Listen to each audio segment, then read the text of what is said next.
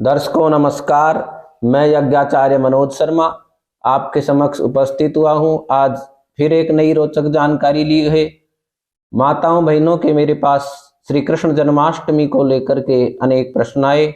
उन्होंने मुझसे पूछा कि जन्माष्टमी के संबंध में अनेक शंकाएं हैं, तो आप हमें उचित मार्गदर्शन कीजिए, क्योंकि आप शास्त्र प्रमाण सहित सारी जानकारियां देते हैं। मैं आपको बता दूं कि मुझ पे विश्वास न करें, शास्त्रों पे करें। शास्त्र प्रमाण है, ऋषि वाक्य है।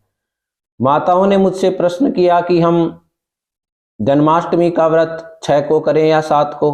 तो इसके संबंध में हमने पूर्व में वीडियो बनाया है, संपूर्ण शास्त्र प्रमाण के साथ में वीडियो है, उसको आप अवश्य देखें। उससे आपकी शंकाओं का समाधान होगा। 6 तारीख को जन्माष्टमी का व्रत करना अधिक श्रेयस्कर है। 6 तारीख को ही 6 चीजें मिली हुई हैं। मध्यरात्रि, भाद्रपद महीना, कृष्ण पक्ष, रोहिणी नक्षत्र, बुधवार, इन सब के योग से जन्माष्टमी का व्रत 6 को करना चाहिए। परंतु लोक रीति या विभिन्न संप्रदायों के मंदिरों में 7 तारीख को मनाया जाता है। तो प्रसाद ग्रहण करने के लिए मंदिरों में जाते हैं, तो वो लेने के लिए अपने को जाना अनिवार्य रहता है। इसलिए आप अपने कुल परंपरा और विवेक के अनुसार व्रत कर सकते हैं। वैसे शास्त्रोक्त जो दुर्लभ योग है वो अब की बार 6 तारीख का है। गृहस्थ लोगों को 6 तारीख को ही व्रत करना चाहिए। 7 को हम मंदिरों में जाकर के उत्सव मना सकते हैं, और इसमें बुराई भी क्या है। 6 तारीख को शास्त्र अनुसार निर्दिष्ट दिन है, इस दिन अपन व्रत करें। 7 तारीख को अगर मंदिरों में जन्माष्टमी का व्रत किया जा रहा है, तो वहां जाकर के जन्माष्टमी के व्रत का आनंद लें, वहां के उत्सवों में आनंद लूटें। तो 2 दिन आनंद ले सकते हैं। तो इसमें शंका नहीं रहनी चाहिए। व्रत जो है शंका रहित होकर के करना चाहिए। माताओं का मेरे पास दूसरा प्रश्न आया कि इसकी कोई विधि है तो वो बताइए। इसकी विधि शास्त्र अनुसार है। इसमें प्रातःकाल स्नान करके अपने देवी देवताओं का पूजन करें। पूरे दिन अपनी सामर्थ्य अनुसार व्रत धारण करें। व्रत 8 वर्ष से लेकर के और 80 वर्ष तक का व्यक्ति व्रत रख सकता है। इसमें अपनी सामर्थ्य होनी चाहिए। रोगी, बालक, वृद्ध, इनकी छूट रहती है। व्रत अवश्य करना चाहिए। इसमें अन्न नहीं लेना चाहिए। अन्न के अलावा आप जितनी अपनी सामर्थ्य है वैसे अपन कार्य कर सकते हैं। जल ले सकते हैं, निर्जला भी रह सकते हैं, फल ले सकते हैं, जूस ले सकते हैं। लेकिन आजकल माताएं क्या कर रही हैं कि बाहर की वस्तुएं, फलाहारी नमकीन आ रहे हैं, फलाहारी भोजन आ रहा है, बोले हम तो व्रत वाला भोजन दीजिए, तो वो बाहर से मंगा लेते हैं। वो अशुद्ध होता है। शास्त्र स्पष्ट निर्देश देता है कि घर की बनी हुई वस्तुओं को ही उपयोग में लेना चाहिए। ये विशेष रूप से ध्यान रखें। अब माताओं ने पूछा कि पूजा विधि क्या है। तो अपने घर में जो है 12 बजे बाल कृष्ण भगवान का पूजन करें, उन्हें स्नान कराएं।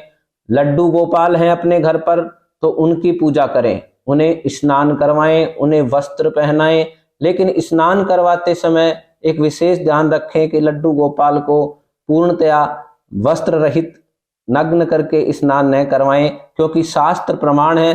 शास्त्र ये कहता है कि हमें कभी भी स्नानम स्नापयेत, न नग्नम स्नापयेत। नग्न जो है स्नान नहीं करवाना चाहिए। एक मौली का टुकड़ा जो है लेकर के और अपने लड्डू गोपाल पर रख दें। लड्डू गोपाल अगर न हो तो शालिग्राम की पूजा कर सकते हैं। शालिग्राम को स्नान करवा सकते हैं, उनकी पूजा करें। घर में बाल कृष्ण की तस्वीर हो, उसकी पूजा कर सकते हैं। बाल रूप की पूजा करनी चाहिए।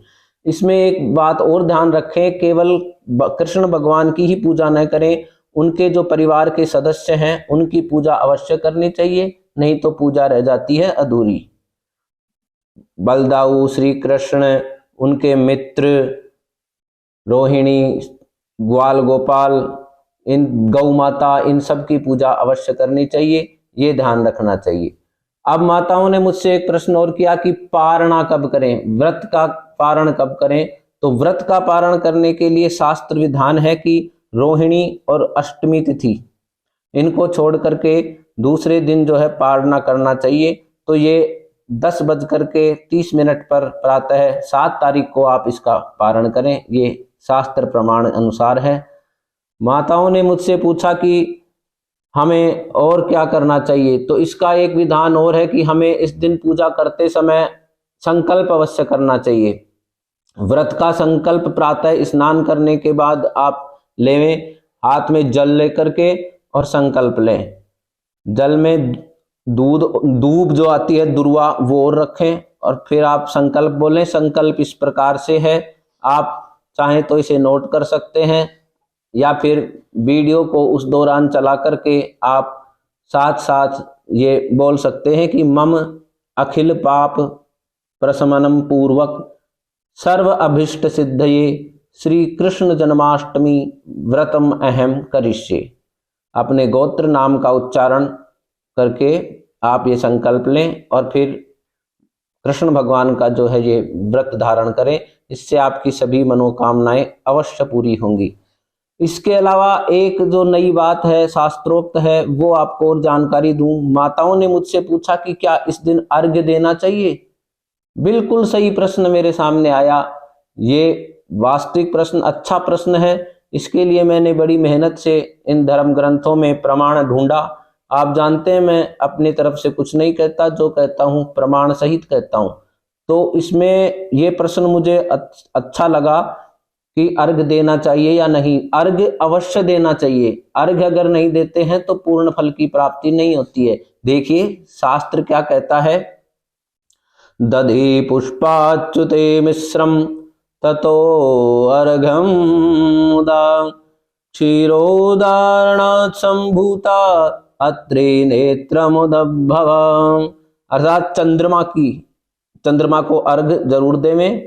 पात्र में जल, रोली, दुर्वा, पुष्प ये डाल करके रात्रि में कृष्ण जन्म के पश्चात आप चंद्रमा को अर्घ्य देवें, क्योंकि भगवान श्री कृष्ण का जन्म चंद्रवंश में हुआ था। चंद्रमा ही थे जिन्होंने सर्वप्रथम बाल कृष्ण भगवान को प्रकट होते हुए देखा था, जन्म लेते हुए देखा था। तो चंद्रवंश में भगवान का जन्म हुआ, इसलिए चंद्रमा को अर्घ्य देने से बाल कृष्ण भगवान प्रसन्न होते हैं, क्योंकि उनके वंश की पूजा हो जाती है। इसलिए माताएं अर्घ्य अवश्य दें। ये बहुत ही अच्छी बात लगी मुझे। माताओं ने ये पूछा कि क्या हम गौशाला जाएं। बिल्कुल गौशाला में अवश्य जाना चाहिए। गौशाला में जाकर पूजा करने से अभिष्ट फल की प्राप्ति होती है, इसलिए गौ पूजा इस दिन अवश्य करें। उम्मीद है आपकी सभी शंकाओं का समाधान हो गया होगा। आशा करते हैं कि आप अपने मन को प्रसन्न करके, शंकाओं से रहित होकर के कृष्ण जन्माष्टमी का व्रत करेंगे। तब तक मिलेंगे अगले वीडियो में एक नई जानकारी के साथ। और हाँ, अगर आपने अभी तक मेरे चैनल को सब्सक्राइब नहीं किया है तो आप इसे सब्सक्राइब करें। लोगों को जनमानस को प्रभावितशाली जानकारी देने के लिए इसे आगे भी भेजें। जय श्री राम।